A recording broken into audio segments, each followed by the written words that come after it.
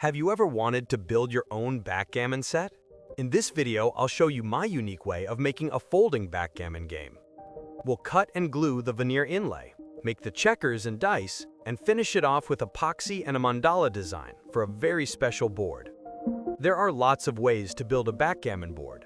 This is my way.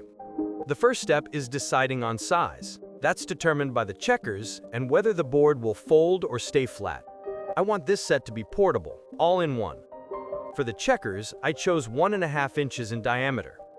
I lay everything out in CAD to make sure it all works. That gives me the triangle sizes, the checker storage, and the thickness of the box.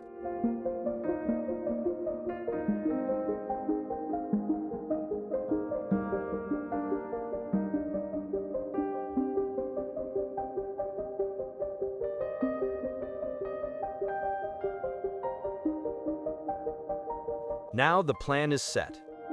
For this build, I'm using walnut and maple veneer and cutting it with a Cricut Maker die cutter, kind of like a CNC for paper.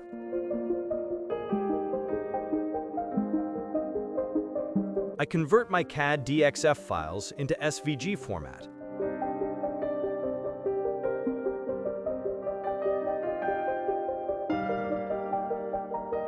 Import them into the Cricut software and scale them to size. Of course, you could always cut veneer by hand with a knife and a straight edge. The veneer is loaded on a sticky mat, taped down around the edges, and cut in several passes.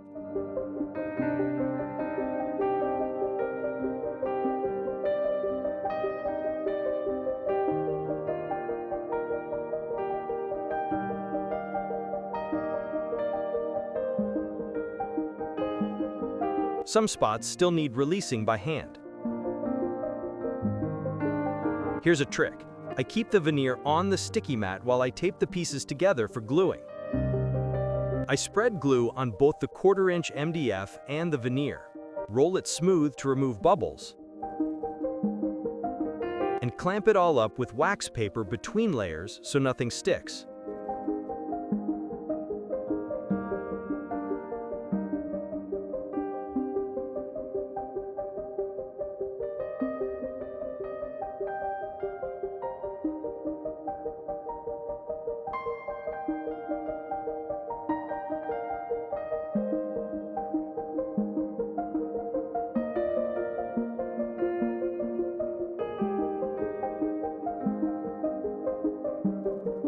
After a light sanding, I add black vinyl to the backs. This will be the base layer for the mandala design. Then the panels are ready to glue into the box frame. The sides have dados for the boards and miters taped for an easy glue up.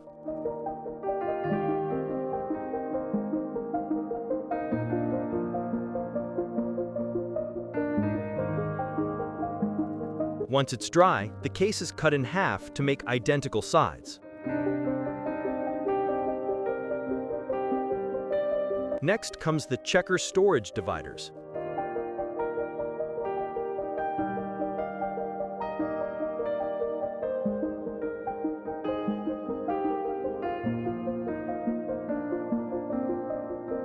I use a core box bit to round the bottoms for a snug fit.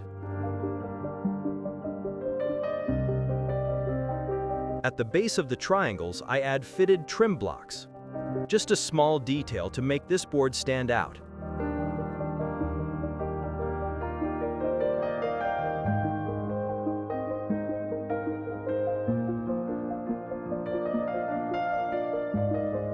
After drilling, resawing, and shaping, the parts really start to show the kind of detail I'm after.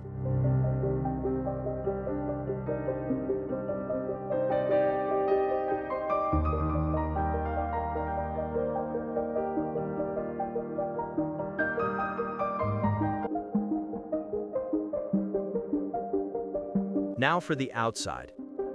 I looked through a lot of mandala designs online and chose one with a rectangular shape.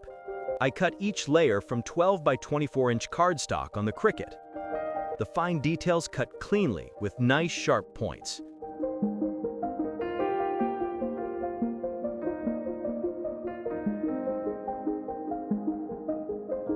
To add color, I simply spray paint the layers.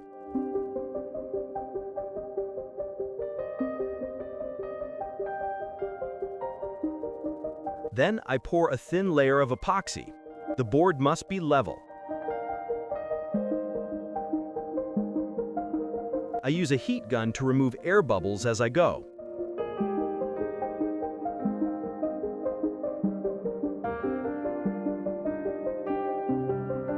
When each layer is dry to the touch, I start the next one.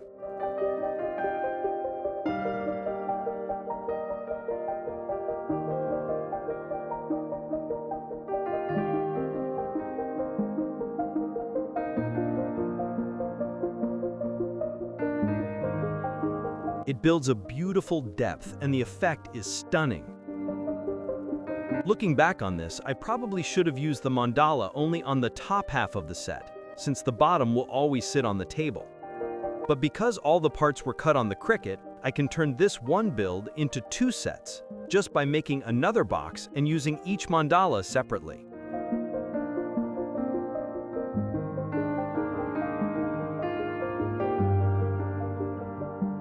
Now the checkers.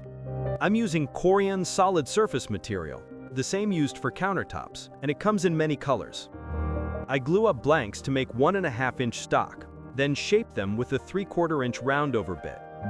For sanding, I cut a tongue so I can spin them in the drill press.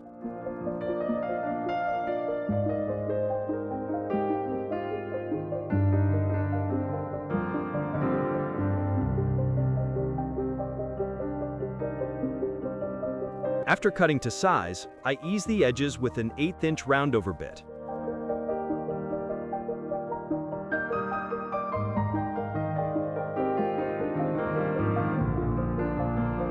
The dice are made from the same material.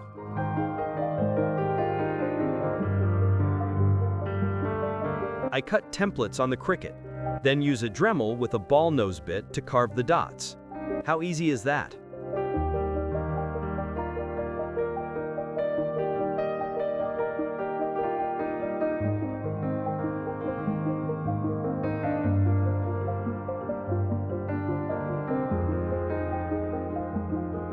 After sanding and a little paint, the dice are ready.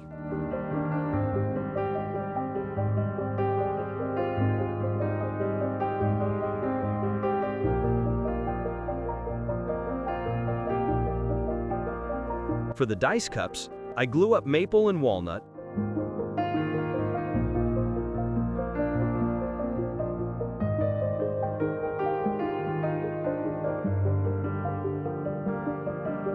then cut them out like a bandsaw box.